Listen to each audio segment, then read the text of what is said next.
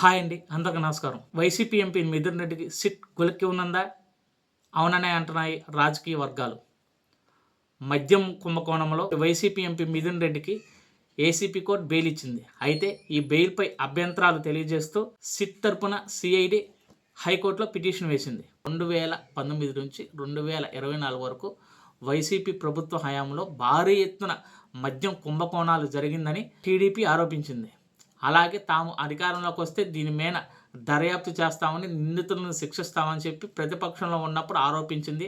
అలాగే 2024 ఎలక్షన్స్లో కూటమి ప్రభుత్వం ఏర్పడిన తర్వాత వైసీపీ ప్రభుత్వంలో జరిగిన మద్యం కోణం మీద సిట్ని ఏర్పాటు చేసింది.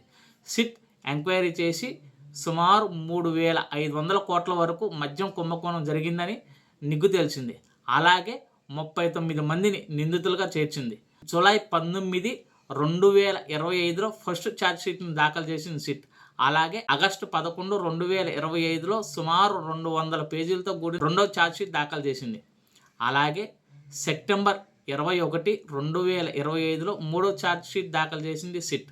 నిందితుల్లో A4గా ఉన్న వైసీపీ ఎంపీ మిథున్ రెడ్డికి సెప్టెంబర్ 29వ తారీఖున ఏసీపీ కోర్టు బెయిల్ మంజూరు చేసింది. ఏసీపీ కోర్టు ఇచ్చిన బెయిల్ సహేతుకంగా లేదని, చట్టబద్ధంగా లేదని చెప్పి హైకోర్టుని ఆశ్రయించింది సిట్.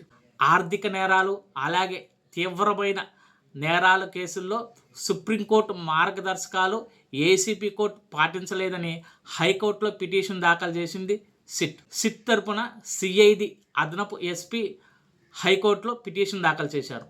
అయితే ఈ పిటిషన్ సోమవారం విచారణకు రానుంది. హైకోర్టు గనక సుప్రీంకోర్టు మార్గదర్శకాలను అనుసరించాల్సిందేనని చెప్పి స్పష్టంగా గనక తెలియజేస్తే, ఏసీపీ ఇచ్చిన బెయిల్ని గనక క్యాన్సిల్ చేస్తే ఎంపీ మిథున్ రెడ్డి తిరిగి జైలుకు వెళ్లాల్సి వచ్చే పరిస్థితి ఉంది. హైకోర్టు గనక ఏసీపీ కోర్టు ఇచ్చిన బెయిల్కి మద్దతు తెలియజేస్తే వైసీపీ ఎంపీ సేఫ్గా ఉన్నట్టే, ఆయన బెయిల్ మీద తిరుగుతున్నట్టు.